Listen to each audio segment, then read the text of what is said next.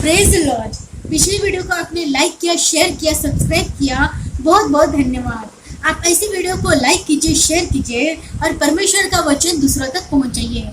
Bible में स्त्रियों की भूमिका, बाइबल में बहुत सारी स्त्रियों के बारे में लिखा हुआ है, उनके जीवन के बारे में, चरित्र के बारे में, व्यवहार के बारे में, उन्होंने कैसे कैसे काम किए और परमेश्वर ने अपनी महिमा के लिए उनके जीवन को कैसे खड़ा किया है। ये हम अलग अलग पार्ट में अलग अलग स्त्री के जीवन के जरिए सीखेंगे। आज की कहानी है दबोरा। न्यायो 4 अध्याय 8वां और 9वां वचन। बाराक ने उससे कहा, यदि तू मेरे संग चलेगी तो मैं जाऊंगा, नहीं तो न जाऊंगा। उसने कहा, निसंदेह मैं तेरे संग चलूंगी, तो वह इस यात्रा से तेरी तो कुछ बड़ाई न होगी, क्योंकि यहोवा सिसरा को एक स्त्री के अधीन कर देगा। तब दबोरा उठकर बाराक के संग के देश को गई। अब हम बाइबल से देखेंगे। न्यायो 4 अध्याय। इजरायलियों ने फिर यहोवा की दृष्टि में बुरा किया, इसलिए यहोवा ने उनको हासोर में विराजने वाले कनान के राजा याबीन के अधीन में कर दिया, जिसका सेनापति सिसरा था, जो अन्य जातियों के हेरेशेत का निवासी था। जब इजरायलियों ने यहोवा की दुहाई दी, क्योंकि सिसरा के पास लोहे के 900 रथ थे और वह इजरायलियों पर 20 वर्ष तक बड़ा अंधेर करता रहा। उस समय लपीदोत की स्त्री दबोरा, जो नबिया थी, इजरायलियों का न्याय करती थी। वह एफ्रेम के पहाड़ी देश में रामा और बेतेल के बीच में दबोरा के खजूर के तले बैठा करती थी और इजरायली उसके पास न्याय के लिए जाया करते थे। उसने अबीनोम के पुत्र बाराक को केदेश नप्ताली में से बुलाकर कहा, क्या इजरायली के परमेश्वर यहोवा ने यह आज्ञा नहीं दी कि तू जाकर ताबोर पहाड़ पर चढ़ और नप्तालियों और जबूलूनियों में के 10,000 पुरुषों को संग ले जा। तब मैं याबीन को, जो याबीन है, उस याबीन का जो सेनापति है सिसरा, उसके रथों को और भीड़भाड़ समेत किशोर नदी तक तेरी ओर खींचने आऊंगा और उसको तेरे हाथ में कर दूंगा। बाराक ने उसे कहा, यदि तू मेरे संग चलेगी तो मैं जाऊंगा, नहीं तो न जाऊंगा। उसने कहा, निसंदेह मैं तेरे संग चलूंगी, तो भी इस यात्रा से तेरी तो कुछ बड़ाई न होगी, क्योंकि यहोवा सिसरा को एक स्त्री के अधीन कर देगा। तब दबोरा उठकर बाराक के संग केदेश को गई। तब बाराक ने जबूलून और नप्ताली के लोगों को केदेश में बुलवा लिया और उसके पीछे 10,000 पुरुष चढ़ गए और दबोरा उनके संग चढ़ गई। जब सिसरा को यह समाचार मिला कि अबीनोम का पुत्र बाराक ताबोर पहाड़ पर चढ़ गया है, तब सिसरा ने अपने रथ और सारी सेना को किशोर नदी पर बुलवाया। तब दबोरा ने बाराक से कहा, आज यहोवा सिसरा को तेरे हाथ में कर देगा। तब यहोवा ने सारे रथों वरन सारी सेना समेत सिसरा को तलवार से बाराक के सामने घबरा दिया और सिसरा बाराक के सामने से भाग गया। तब बाराक ने सिसरा की सेना का पीछा किया और सारी सेना को तलवार से मार डाला और कोई मनुष्य जीवित न बचा। सिसरा हेबेर केनी की स्त्री याएल के डेरे को भाग गया, क्योंकि याएल का पति हेबेर केनी और राजा याबीन के बीच में मेल था। हेबेर केनी की स्त्री याएल सिसरा से भेंट करने के लिए निकलकर उसे कहने लगी, हे प्रभु, मेरे पास आ और न डर। तब वो उसके पास डेरे में गया और याएल ने उसके ऊपर कंबल ओढ़ा दिया। तब सिसरा ने उससे कहा, मुझे प्यास लगी है, मुझे थोड़ा सा पानी पिला। परंतु याएल ने पानी के बदले दूध पिलाया और उसको ओढ़ा दिया। इसके बाद हेबेर की स्त्री याएल ने डेरे की खूंटी ली और अपने दूसरे हाथ में अपने एक हथौड़ा भी लिया और दबे पांव उसके पास जाकर खूंटी को उसकी कनपटी में ऐसा ठोक दिया कि खूंटी पार होकर भूमि में धंस गई। वह तो थका था, इसलिए गहरी नींद में सो रहा था, सो वह मर गया। तब बाराक सिसरा का पीछा करता हुआ आया। तब याएल उसे भेंट करने के लिए निकली और कहा, इधर आ, जिसका तू खोजी है उसको मैं तुझे दिखाऊंगी। तब उसने जाकर क्या देखा, सिसरा मरा पड़ा है और वह खूंटी उसकी कनपटी में गड़ी है। इस प्रकार परमेश्वर ने उस दिन कनान के राजा याबीन को इजरायलियों के सामने नीचा दिखाया और इजरायलियों ने कनान के राजा याबीन को नष्ट कर डाला। अभी हमने देखा बाइबल से। अब हम ये देखेंगे परमेश्वर इन वचनों से हमसे क्या बात करना चाहते हैं, हमें क्या सिखाना चाहते हैं। पहले के समय में इजरायली लोग वह करने लगे जो यहोवा की दृष्टि में बुरा है। वह अपने पूर्वजों के परमेश्वर यहोवा को, जो उन्हें मिस्र देश से निकाल लाया था, त्याग कर बाल नामक देवता और अशेरा नामक देवियों अर्थात आसपास के लोगों के देवताओं की उपासना करने लगे और उन्हें दंडवत किया और ऐसा काम करके यहोवा को रीस दिलाई। इस वजह से यहोवा का क्रोध इजरायलियों पर भड़कता था। तब वह कभी उनको लुटेरों और शत्रु के हाथ में कर देता तो कभी दूसरे राजाओं के अधीन कर देता था। इजरायलियों के देश के ऊपर दूसरे राजा लोग हुक्म चलाते थे और उनको दुख कष्ट देते थे। तब वह परमेश्वर यहोवा की दुहाई देने लगे, जो उनके ऊपर अंधेर और उपद्रव करने के कारण वे कराहते थे। यह सुनकर यहोवा दुखी होता था और इजरायलियों के लिए शत्रुओं से छुड़ाने के लिए एक न्याय ठहराता था। जब जब यहोवा उनके लिए न्याय को ठहराता था, तब तब वह न्याय के साथ रहकर उसके जीवन भर इजरायलियों को शत्रुओं से छुड़ाता था। परंतु जब न्याय मर जाता था, तब इजरायली फिर पराए देवताओं के पीछे चलकर उनकी उपासना करते, उनको दंडवत करके अपने पुरखों से अधिक बिगड़ जाते थे। परमेश्वर ने इजरायलियों को कनान के राजा याबीन के अधीन कर दिया, जिसका सेनापति सिसरा था, और उनको छुड़ाने के लिए लपीदोत की स्त्री दबोरा, जो भविष्यवक्ता थी, उसको न्याय ठहरा था। वह अप्रीम के पहाड़ी देश में रामा और बेतेल के बीच में दबोरा के खजूर के नीचे बैठा करती थी और इजरायली उसके पास न्याय के लिए जाया करते थे। जिस तरह इजरायली लोग यहोवा को छोड़कर पराये देवता के पीछे जाते थे, उसी तरह आज भी कई लोग अपने जीवन में चमत्कार पाने के बाद यीशु मसीह के पीछे चलना छोड़ देते हैं। किसी को नौकरी चाहिए, बच्चे चाहिए, किसी को स्वास्थ्य जीवन चाहिए, परीक्षा में अच्छा परसेंटेज चाहिए, अच्छा पति चाहिए, अच्छा पत्नी चाहिए, अपना घर चाहिए, घर में खुशियाँ चाहिए, व्यवसाय में उन्नति चाहिए, रुके हुए सारे काम को पूरा हो जाना चाहिए। इसलिए परमेश्वर के पास आते हैं। जब जरूरत के हिसाब से मिल जाता है, तब यहोवा को भूल जाते हैं। कुछ ऐसे भी लोग होते हैं, जब तक वे कलीसिया में होते हैं तब तक परमेश्वर की उपासना करते हैं। चर्च के बाहर जाने के बाद बाइबिल प्रार्थना करने का भी समय नहीं होता है। वह अपने सांसारिक जीवन में उलझ जाते हैं। घर पड़ोस में जो लड़ाई झगड़े होते हैं, वे वैसे ही चलते रहते हैं। ज़्यादा टीवी देखने में समय बिताना, नौकरी या व्यवसाय करने वाले वही की बातें दिमाग में उनके घूमते रहती हैं। शराब पीना उनका छूटता नहीं है। कई लोग चिंताओं में पड़े रहते हैं, जैसे पैसों की चिंता, घर कैसे चलेगा, बच्चों की शादी कैसे होगी, घर किराया देना है, फिर बच्चों का एडमिशन करना है। कई लोग नशीली पदार्थों में पड़े रहते हैं और उनमें ऐसे फंसे रहते हैं कि वो निकल ही नहीं पाते हैं। परमेश्वर के वचनों में जड़ ना पकड़ने के कारण संसार में ऐसे लोग भटक जाते हैं। तो कई लोग परमेश्वर की सेवाएं करने में भी ढीले पड़ जाते हैं।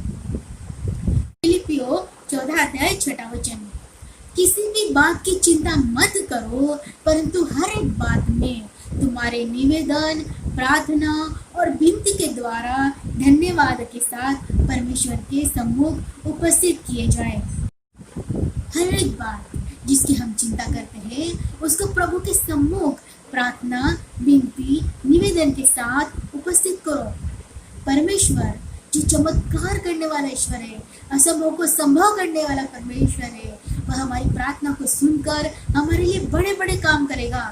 लोग परमेश्वर से दूर चले जाते हैं, दूर रहते हैं और छोड़ भी जाते हैं, परंतु यहोवा परमेश्वर जो दया का सागर है, क्षमा की खानी है, वह कहता है मैं तुम्हें ना कभी छोड़ूंगा ना कभी त्यागूंगा। दबोरा एक भविष्यद्वक्ता थी, न्यायी थी, परमेश्वर पर विश्वास करने वाली स्त्री थी, जिसने इजरायलियों को शत्रु सिसरा के हाथ से छुड़ाया था। परमेश्वर ने नर और नारी को बनाया और दोनों को एक समान आशीष दी।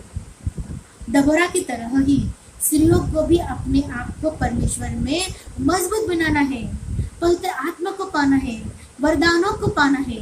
परमेश्वर ने 9 वरदान दिए हैं। बुद्धि के वचन का वरदान, ज्ञान के वचन का वरदान, विश्वास का वरदान, चंगा करने का वरदान, सामर्थ्य काम करने का वरदान, भविष्यवाणी का वरदान, आत्माओं की परख का वरदान, अनेक प्रकार की भाषा का वरदान, भाषा का अर्थ बताने का वरदान। परमेश्वर से वरदान पाने की धुन में रहे और सामर्थ से भर कर दुखी और पाप में पड़े लोगों को परमेश्वर के साथ मेल मिलाप कराने वाले बने। एक दूसरे की बुराई करना, मन में कड़वाहट, नफरत रखना, दूसरे मसीह भाई बहनों की उन्नति को देखकर जलन रखना, ऐसी कई बातों को छोड़कर परमेश्वर की ओर ताकते रहना, यही हमारे लिए भलाई है। बाराक दबोरा को कहता है, तू मेरे साथ चलेगी तो मैं जाऊंगा, नहीं तो नहीं जाऊंगा। बाराक का विश्वास परमेश्वर पर कम दिखाई देता है, उसके अंदर कुछ डर है।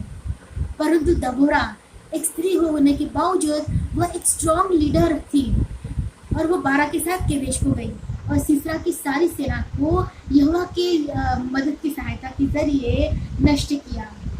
इसी तरह अगर आप सोचते कि आपके घर के लोग परमेश्वर के वचन में कमजोर है या संसार में जो लोग पाप में जीवन बिता रहे उनके बीच में जाकर परमेश्वर का वचन प्रचार करना भी एक लीडरशिप है।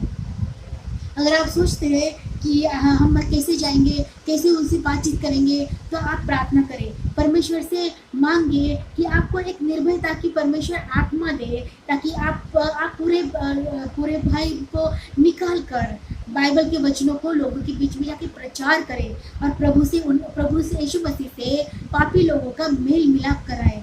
ये भी एक लीडरशिप है। दबोरा बाराक को कहती है, तुझे इस यात्रा से कुछ बड़ाई न होगी, क्योंकि यहोवा सिसरा को एक स्त्री के अधीन कर देगा। यात्रा का मतलब युद्ध से है। बाराक दबोरा के भरोसे युद्ध लड़ने गया था और विजय देने वाला यहोवा है। दबोरा नहीं थी, वो तो नबी थी। यहोवा ने सारे रथों वरन सारी सेना समेत सिसरा को तलवार से बाराक के सामने घबरा दिया।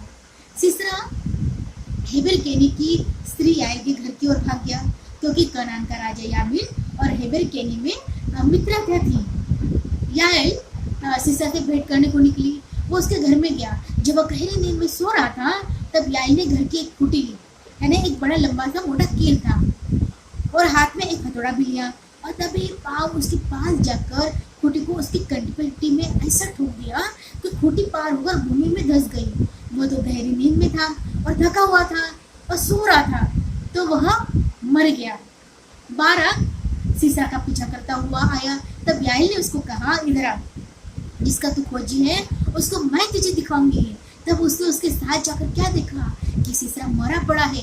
इतना बड़ा सेनापति जो 900 रथों को संभालने वाला, उसको एक स्त्री ने एक हथौड़े और कील के जरिए मार डाला, और ये विजय देने वाला और कोई नहीं, परमेश्वर यहोवा है।